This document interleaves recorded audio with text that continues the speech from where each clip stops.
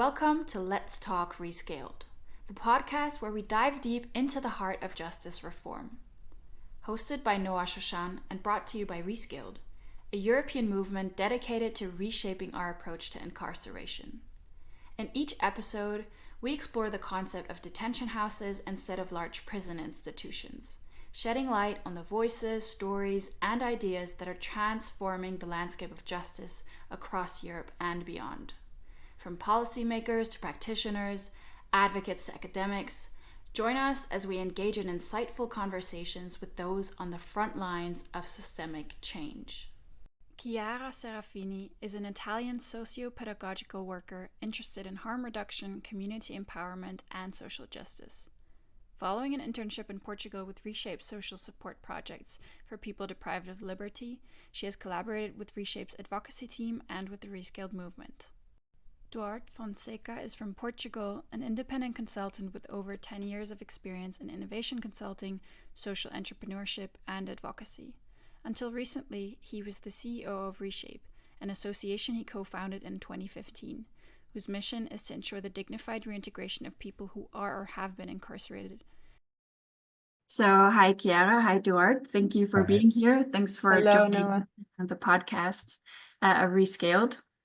Before we get into the episode, I thought it would be nice if you could introduce yourself to the listeners, tell us a bit more about what you do daily for work, how you've come into contact with the Rescaled movement, and with our member Reshape as well, and then we can kind of go from there. So whichever one of you would like to introduce yourself first.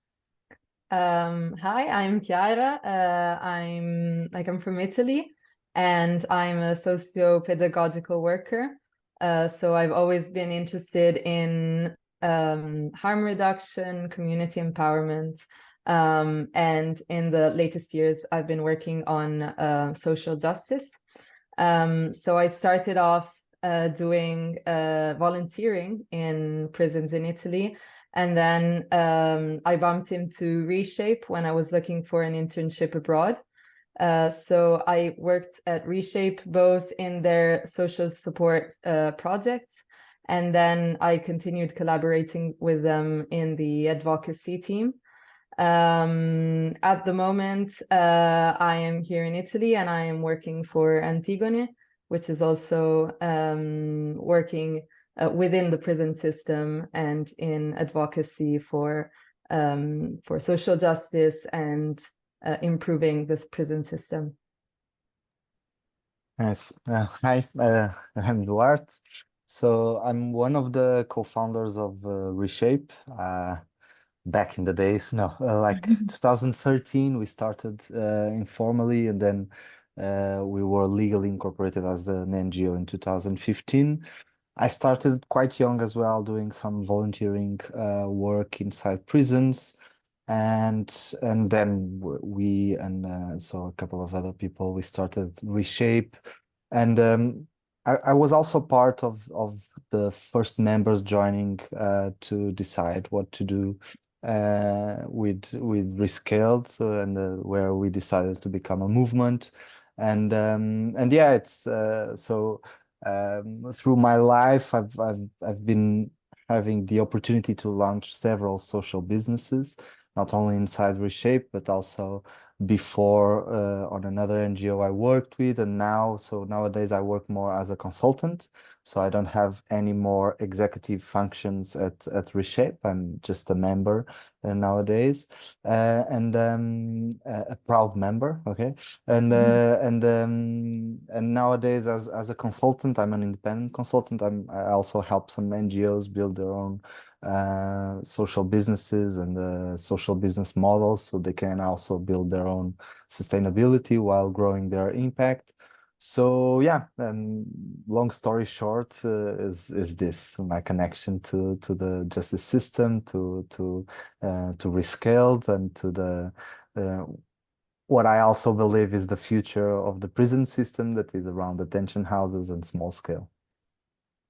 Amazing. Thank you both for sharing. I think it might also be interesting to complement that with why Rescaled is currently working on the topic of social enterprises and its connection to incarceration and detention houses. is because with a few Rescaled members, we've been doing a project, Inspire project. Chiara knows that really well because Chiara, you worked with Reshape and with us on this project. And Inspire stands for Incarceration and Social Purpose in Restorative Cities.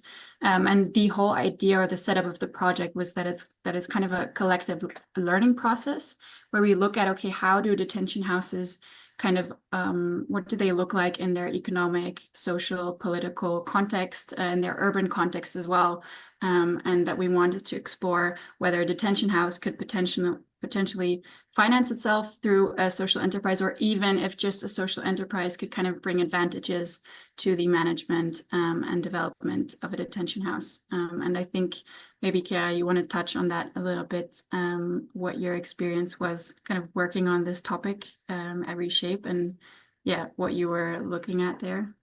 Yes, so we were a group of people working within the Inspire project.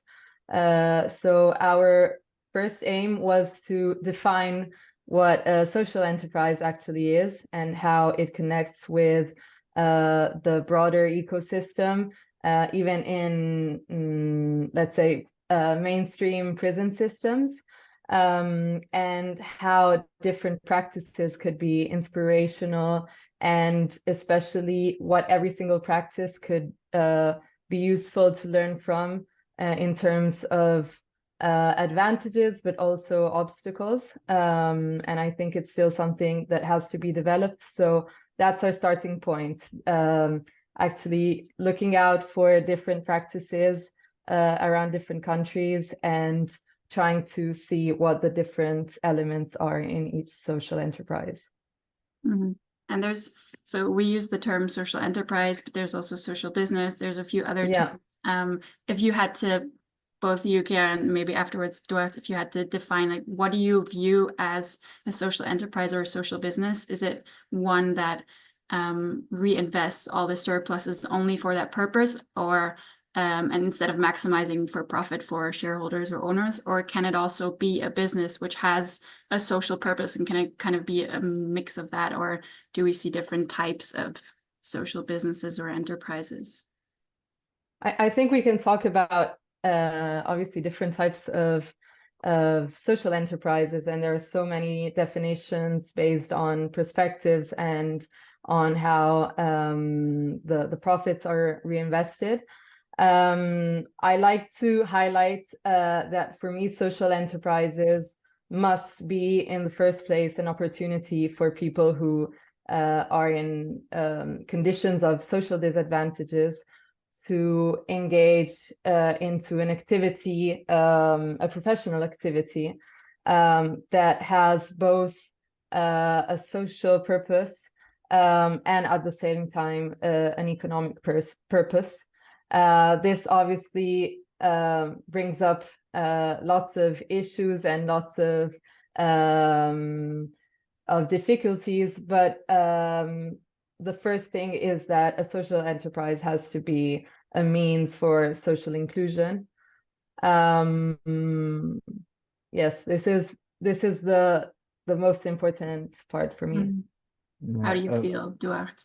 Yeah, well, I think, well, at least my beginning with social business, so I'm not an academic and I've never studied all the definitions, and I know like we can also have impact ventures, impact businesses, impact whatever organizations. So just to have an extra layer of confusion. Yeah. But well, the term or the beginning of social businesses was Yunus, the Nobel the Peace Nobel Prize, and I think at the end, when I read his books, and it was already some time ago, there was like two types of social businesses, and but it completely aligns with what Chiara was saying, like the social purpose and the mean to an end. So either the business was owned by the beneficiaries itself, so they could have their own wages and grow the business and become better in life.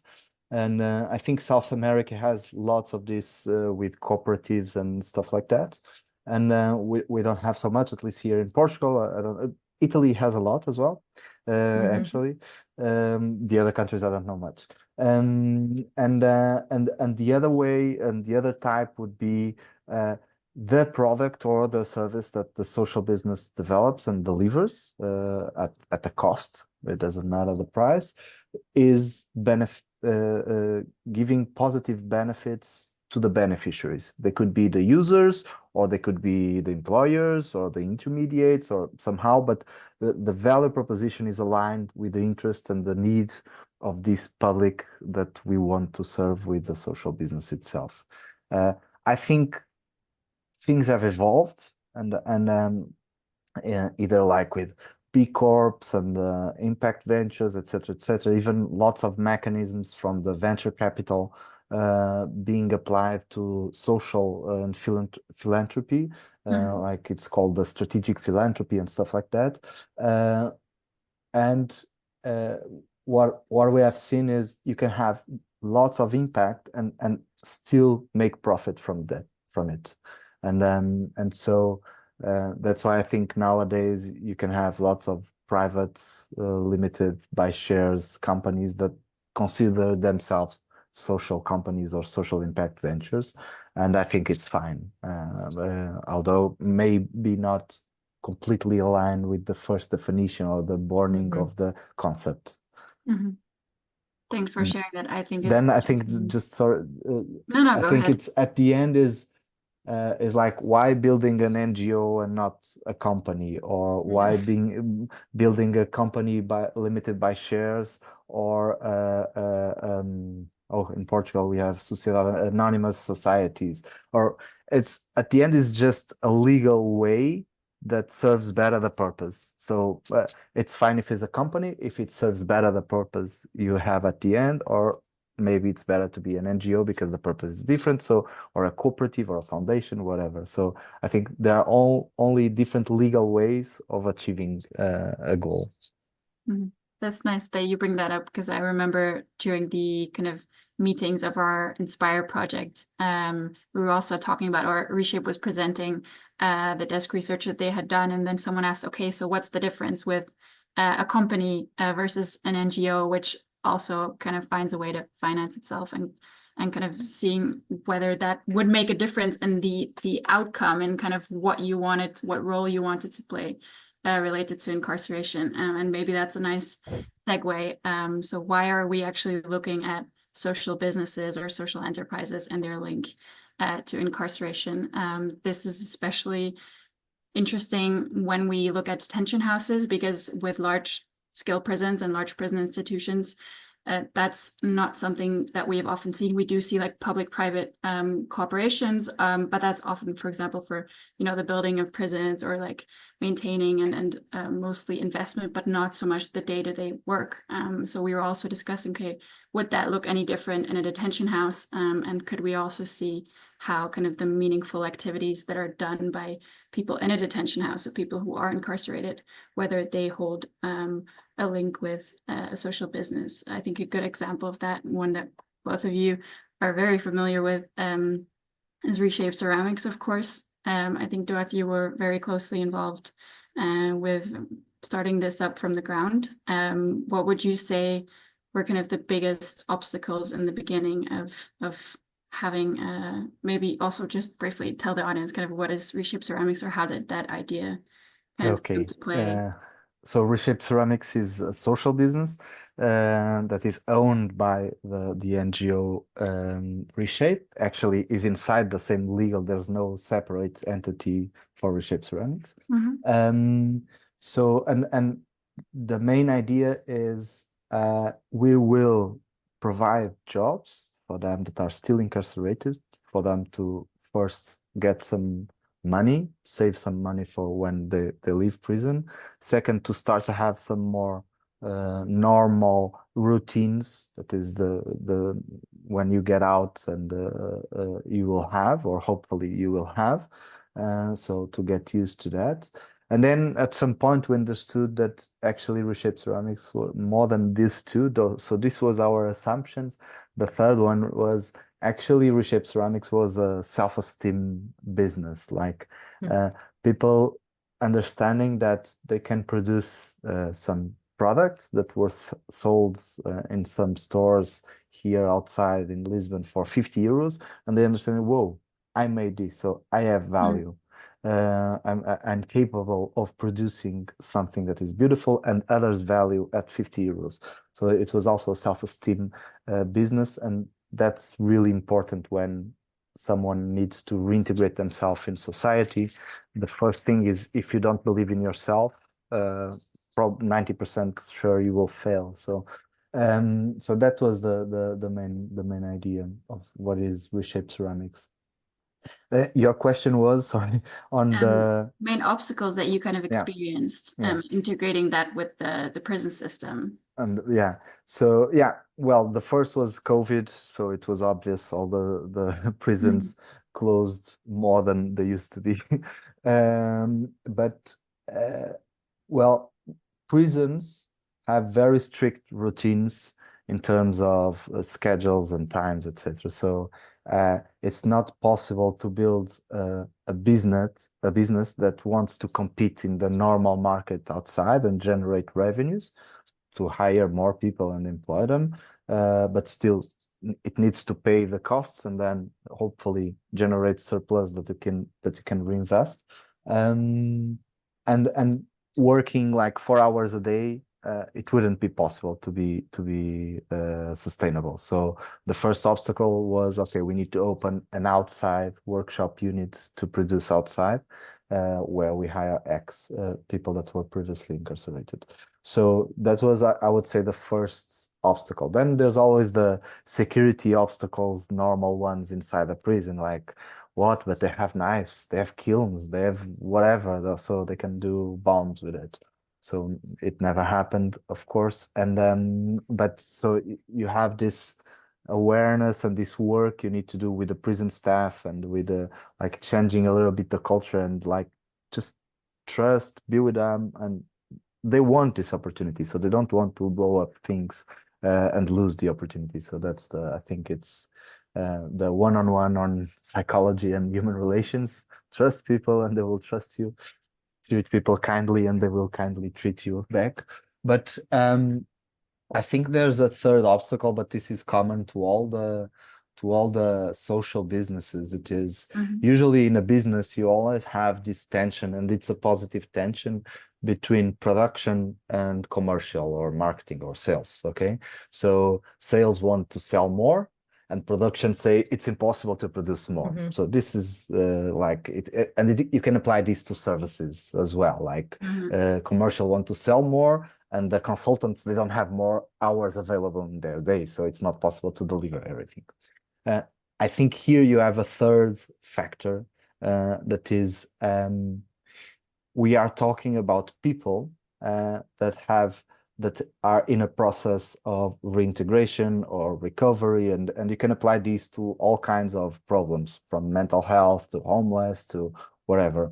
And so I believe this is, personally, I believe we should treat everyone as exactly normal, but we give 99 last opportunities.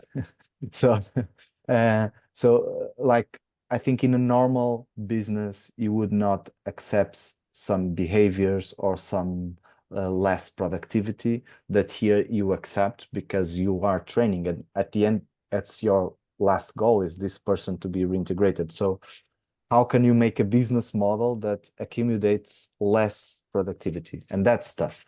Okay, so the balance between these three factors. So I would say you need a third person to manage the business. So you have the production, you have the sales, and then you need someone that will own the impact and will be, okay, that's true, but don't forget, this person needs, maybe instead of 1 hour, needs 3 hours, and it's fine. We will train them and they will get there. But so and it's more difficult because of that. So I also, bridging sorry, the gap. Go. Yeah, interrupt me. I talk a lot, but I think there's also, but that's a problem on the NGO sector and the social sector. People are afraid of talking about money and are afraid of surplus and selling and whatever. I remember at Reshape Ceramics, sometimes we were receiving emails of people asking us for donations, and at the end I was able to change, and we received the donation. But like usually people are not used to a non-profit or a social business to sell something at the normal market or even increased prices. Like, but you are non-profit, why? So yeah, being non-profit doesn't mean I don't need profits. The thing is, at the end, this surplus, and usually even in the social sector, we don't talk about profit. We talk about positive results. So because we are afraid of profit and money is needed. The only difference is at the end, no one will get this money to themselves, and this will be reinvested or saved for a day that will be needed. So we need to also think to change the mindset of people managing social businesses or non-profits, because we want to compete, or we should compete in the normal market, and hopefully we'll be better than the competition. You bring a big challenge, changing the perception about money and how we view kind of its meaning. But yeah, I like that you added this as well. Chiara, from what Duarte mentioned as well, kind of the prison environment and kind of the strict routines and the security. When you were with Reshape mapping kind of examples of social businesses in different countries, is that something you saw as well, or did you see different types, mostly different types of environments when you found certain social businesses linked to incarceration or prisons? Yes. So we had different examples of social businesses, most of which were actually outside prisons. So they were focused on reintegration and people who were back in liberty, which also brings a whole lot of issues and challenges. I would also like to add another challenge to all of the things that Duarte has said, more on a personal perspective of people who are engaging in these types of activities. I think it is rarely mentioned that the social enterprises should offer jobs that also have to be that have to fit the needs and skills and of people who are going to get that job. So many times we see that there is not a real match between the person and the job that is offered. And the thought that is a mainstream thought is, well, at least they get a job, which is something I don't really like, because I think that to be considered a social enterprise, then it has to be meaningful and appealing.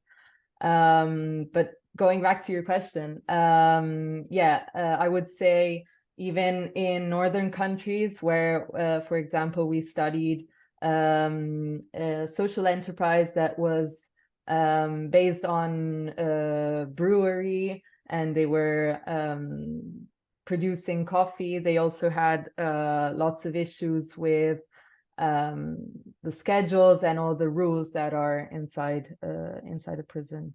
Yes. That's a good point that you mentioned. I think that's also something that's been brought up a lot by, for example, Yellow Ribbon Singapore, is kind of what work do we offer within detention, and also what kind of skills building, and is that actually transferable to the outside? Because we see that there's a lot of activities offered, even if it's not one that you're even being paid for. I think that's something that we can get in as well, kind of work labor rights and remuneration, but even kind of skills that are offered in activities such as sewing or certain things. Is that also going to be a job that you're going to find when you're released from a detention facility?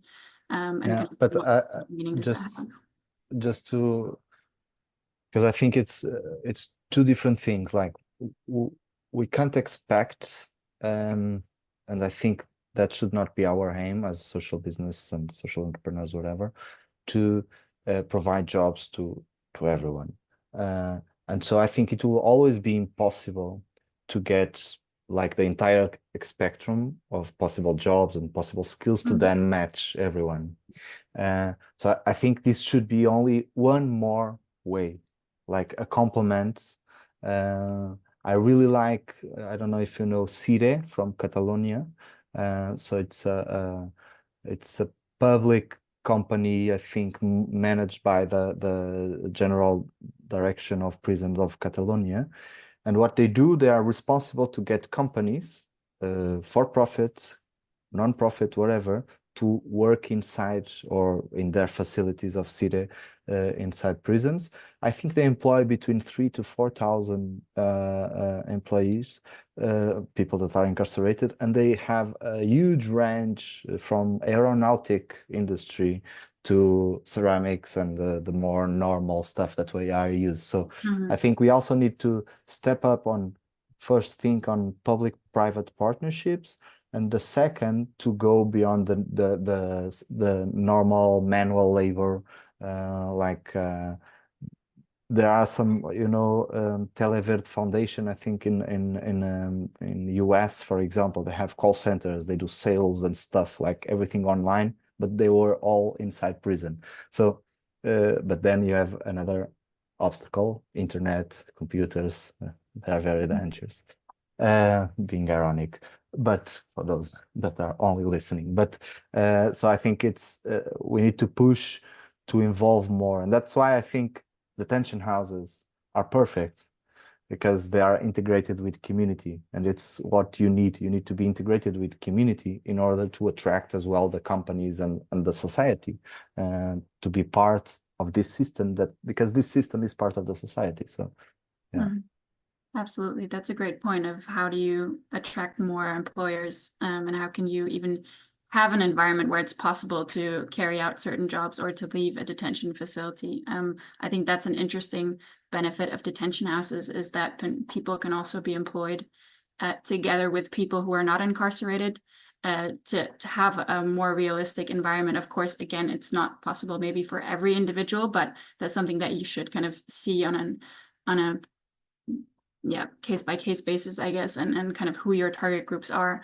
But that's a really important factor for the whole reintegration process and kind of staying a part of the community, because we often see that, which is understandable in the current system and prison system that we have in Europe, is that you create work opportunities, but they're still very isolated, and they're in a sense valuable because you can learn a lot of things. You learn routine, you learn the skills, like you said, but it's in a bit of a fabricated environment, and it can be much more interesting to kind of bring that together, and like you said, treat people from them as being an employed person in the same way.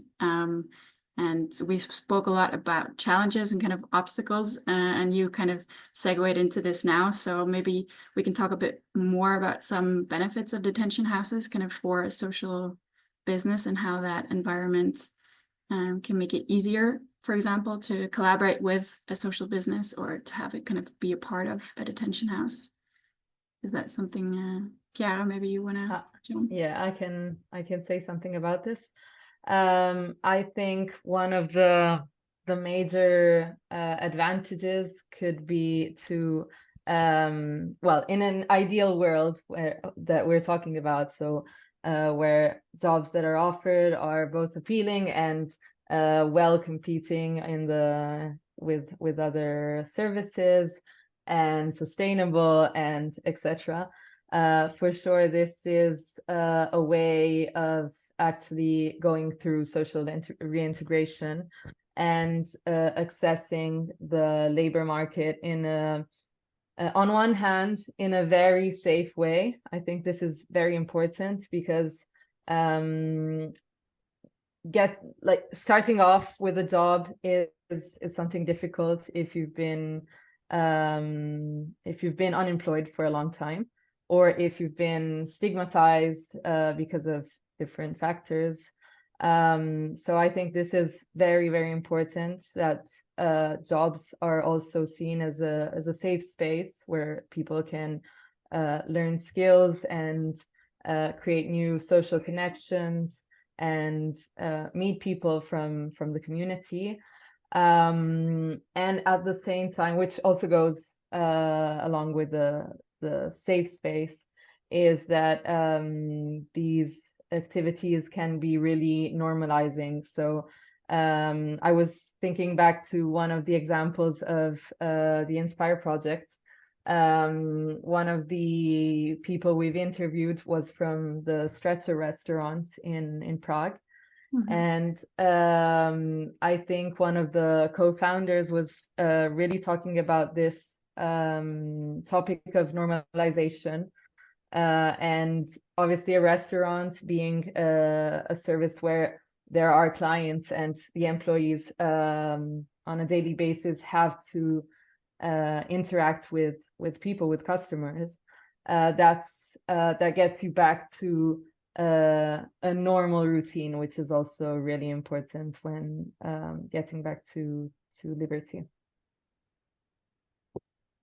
Yeah, well, I think Chiara said everything, like normalization, like until and I don't think it's possible in the normal prison system and with big institutions, because I don't know if you have been already in homes like, you know, those families that have like 10 sisters and brothers and nieces. There's no normalization. You need rules because it's too many people to feed, and so this will always happen in big prisons. But small scale has the possibility to normalize, and once you normalize, you can have everything. You can have job, you can take care of the house, take care of your own stuff. You have time to study. You have time for yourself just to relax, time to work out, time to take care of the community and or give back, doing your own volunteering work like some of us do. So, and that's life. Like life, we use, sorry, my English. We use lots of hats, lots of roles during the day, and that's good because that's part of us and part of our personality. So normalization, I think, is the main, or if we want, is the umbrella of all the benefits that the small scale can have. And like community integration, not being on the outskirts of the cities, and being community integrated, so you can have lots of stuff either working in the community or working with the community, like the community going there, like the restaurant, or you can have workshops and units, production units, or other more intellectual and internet-based jobs.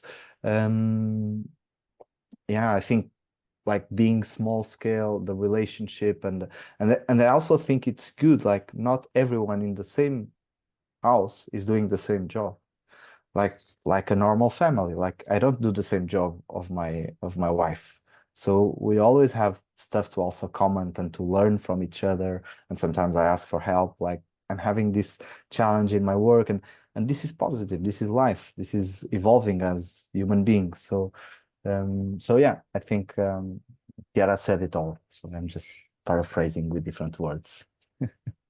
Yeah, I said it all and you said more. That was a really nice addition. And I think the broader picture also of what does work even mean in someone's life, and what are its, you know, how does it affect our social life and everything. And it was mentioned already before also kind of in prisons. How do you get computers, internet in there? Because this will give you many more opportunities for different types of work, different types of education as well. And that's also a nice benefit of detention houses, because it is, of course, still for many people and stakeholders, and also due to certain regulations and laws, a touchy subject, like what do we do with technology, what do we do with internet? But the small scale can provide a much more, I'll call it, controlled environment, in the sense that you can really apply it in a meaningful way and in a purposeful way, and also have good oversight who and what it's being used for. And people also have the opportunity also to learn how to use it, because every day there's new features popping up that I can't even follow. So for a person who has been actually cut off from society for a really long time, there is quite a learning curve there, but it also allows us to explore many different types of work, and also many businesses, I think, that are being online and is just a part of a business. So I think that's an interesting kind of aspect of it to explore as well, like what that can Yeah. look like in a detention house. I think there's maybe one thing that we haven't spoken about, and that would be interesting to kind of also round off a bit the conversation, is labor rights and kind of working conditions of incarcerated people. That is something which is difficult in most European countries, I would say. People do not earn anything or a living wage, or the money does not go to them.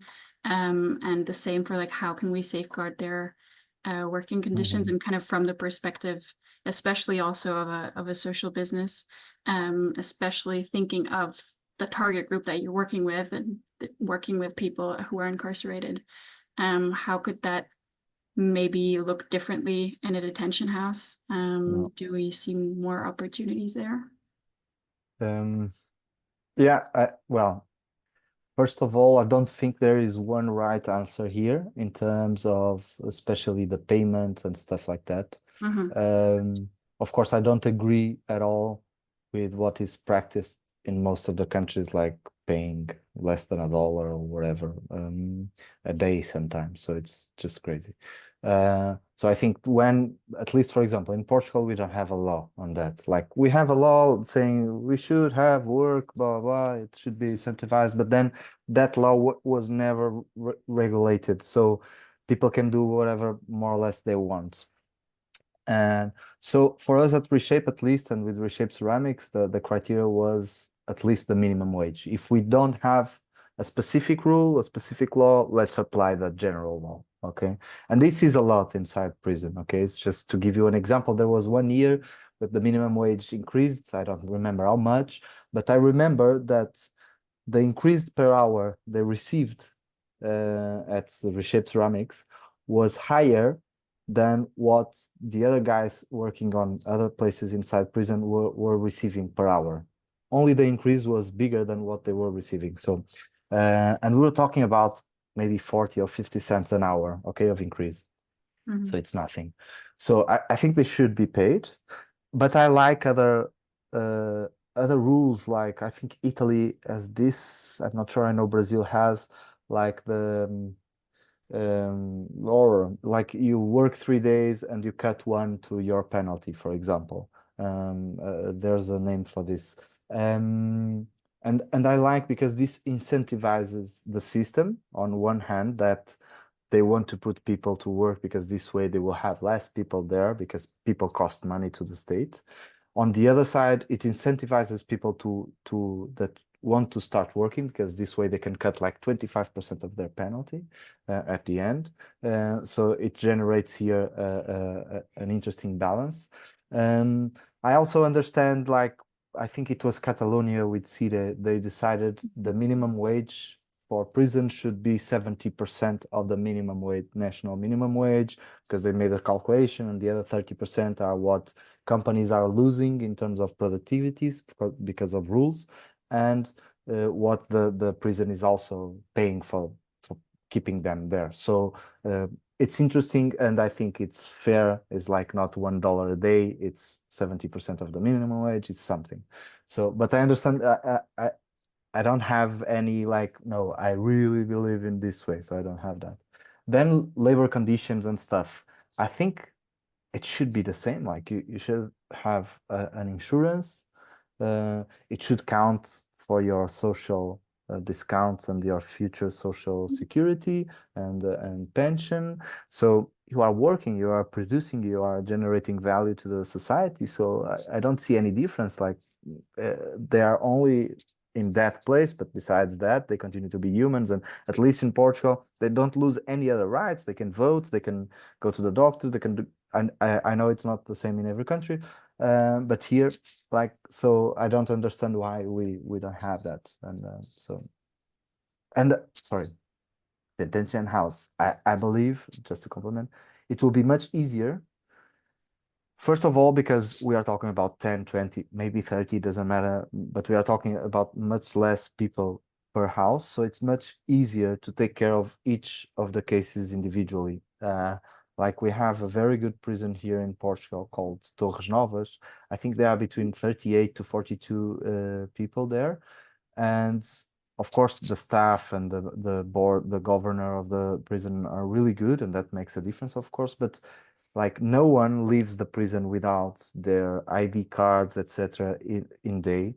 Most of them live with the driving license. Most of them live registered in the employment public service. So when you have 30 or 40 people, it's possible to guarantee that everyone is in day. So it would be easier to register them in Social Security, make sure everyone has an insurance, make sure the law is being applied. So again, normalization, like it's if it's normal, that is less people, then it will be taken care. Thanks for sharing that. Chiara, do you want something? Yeah, I agree with Duarte on the labor conditions. That's really important as part of the social reintegration, because without any welfare support, then it's really hard to talk about social reintegration. And concerning wages, I think I have a little bit of stronger position on saying that I believe people should be paid as people would be paid outside, especially because we are talking many times of, people who are in prison many times suffer or in different, in multiple conditions of disadvantage. And obviously the economic one is one of the major ones. So I think this would be a big part of recognizing their work and promoting a work culture also. Also, I was thinking about, sorry, I was just thinking it's funny to hear you talk about minimum wage that we don't have in Italy. So my first reply was, let's just put it all on the common labor law, but then yes, we don't have a You minimum don't? I wage. didn't knew that. We don't. Yeah. Okay. I understand your position, and I'm not against it. I don't have a strong position saying it should be that. But I also think, and this is normalization as well, they should, if they have a job and they are getting a fair wage, they should pay a rent. They should pay a little bit of their food, because that's normal life when you get out. You will need to pay for your own things. So Yes. I would be totally okay on having that, but then giving them responsibility for also paying back, and at the end maybe the money is the same, but at least you are creating a more normal routine. So and that doesn't make me any type of confusion. Like it's just normal life. Of We all course. pay rent, we all pay our groceries and stuff like that, and so it would be interesting that as well. Yeah. Taking accountability and kind of learning responsibility. And we have seen examples also of more small scale facilities where there's like I know within the Emmaus farms, for example, that they do pay rent as well, for example. So there is already some kind of practices where it's kind of being tested out. What can that look like? But that's definitely also easier to handle on a smaller scale than on a big one. And I think as well for the staff, kind of having time and having the opportunity to do all of the things that you mentioned earlier, Duarte, like all these different, the administration and the processes, and also seeing how it goes, and having also a good relationship with the employer, and having kind of a atmosphere of trust where these also working conditions and other things can be more openly talked about, so that we can avoid situations which do not guarantee their rights. So that's a really important one as well. And I think that's one last thing I was wondering from the both of you. Duarte, you mentioned it in the beginning, all these different types of businesses, ventures, and the kind of we see different forms of how we can use social purpose and what profit essentially means, and how money can affect us, because we do need money to do all of these things. That's true. Do you think we're moving to kind of a society where it's increasingly more common to have these types of businesses as well, and not this kind of clear cut between, okay, we're nonprofit and we're profit, and where we'll maybe also have more opportunities to see how this is being linked to incarceration? I don't have data, so I can be completely biased. But I think, yes, I think the future will be like, I don't care if you are non-profit for profit. I think in the future only impact businesses will survive, because if you are not doing good, either to the environment, to the people, to your community, you will lose your clients, you will lose your market, either by regulation or by consumers like us being more and more aware of the impact we want to leave in our world. Of course, sometimes these things are more expensive, so people also sometimes know that I would prefer to buy that jacket, but I don't have money. So I understand this will take time, but I think in the future, yes, it will be part. It's fine to make money, and but make sure you are doing good while you are doing that. Otherwise, it doesn't compensate. So I think yes, but I'm completely biased. It's what I've been doing as a consultant, either with big corporations and NGOs. So that's my life. So. From your biased perspective, do you think that would enforce itself in a sense, that you lose your clients because that's just because we as people increasingly value that we do good? Do you think that would kind of automatically comes with it? I think more and more like new businesses that are being born are born with a impact mission. Like, I want to have this impact. Yes, I want to make millions. I want whatever, but and so probably yes. Hopefully, I'm already retired. But yeah, I think in the future, why not? I think there will be other challenges, but at least those, hopefully.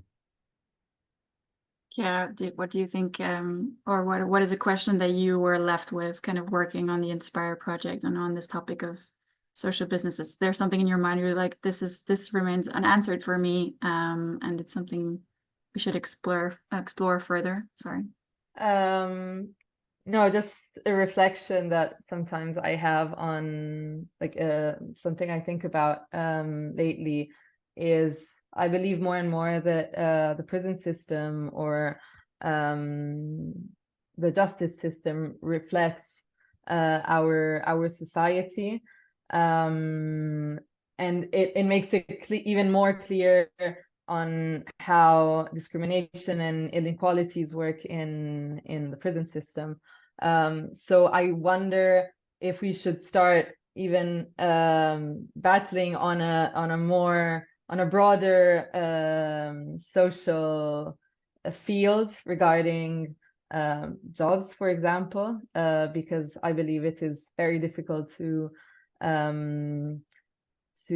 create job opportunities for people who have gone through the prison system when outside we are having so much trouble with finding good jobs and decently paid jobs. So yes, this is something I've been thinking about. I've been thought about, yeah. That's a great reflection. I always like to say, when people ask me personally or us about kind of detention houses and, oh, what about this? I say, look, detention houses are a good way to start at the end of the justice system, and the justice system is one of many systems in society, but society has to do its part as well. And that's a collective responsibility that I hope, and I think we're growing way more aware of, and we're seeing many more collective efforts in communities. So hopefully, maybe not maybe I'm also retired by then, but maybe we'll finally see a bit more of that in our society. Yeah, I want to thank you both for being here for this conversation. I thought it was very interesting, also a bit thought-provoking, kind of what could the future look like? What do these different forms look like? The relationship between nonprofit, profit, and then incarceration, which is a state issue, of course, and state-imposed thing, and kind of the line of a fine line between violation of rights and like safeguarding and the guarantee of rights, and how social businesses can be link to detention, which is not a link that maybe some of the listeners wouldn't automatically make. So thank you for being here to also introduce that a bit more. And I guess we'll keep in touch through Reshape and Yes. Rescaled. And I wish you lots of luck. Thank you very much. Thank you, Noah. Thank you, Duarte. Thank you. Thank you. Thanks for tuning in while we talked Rescaled. We hope today's episode has inspired you to think differently about incarceration and the possibilities for positive change in our communities. To learn more about Rescaled and our mission to support the use of detention houses, visit our website at www.rescale.org or follow us on social media for the latest updates. Be sure to follow along for more thought-provoking discussions and join us as we sit down with our next guest and continue to explore the path towards building communities that are safe, inclusive, and sustainable. Please also do feel encouraged to reach out to us because we would love to hear your thoughts on shaping the future of detention. Let's keep talking, let's keep listening, and let's keep pushing for a justice system that truly serves all. This is Noa Shoshan signing off for Let's Talk Rescaled.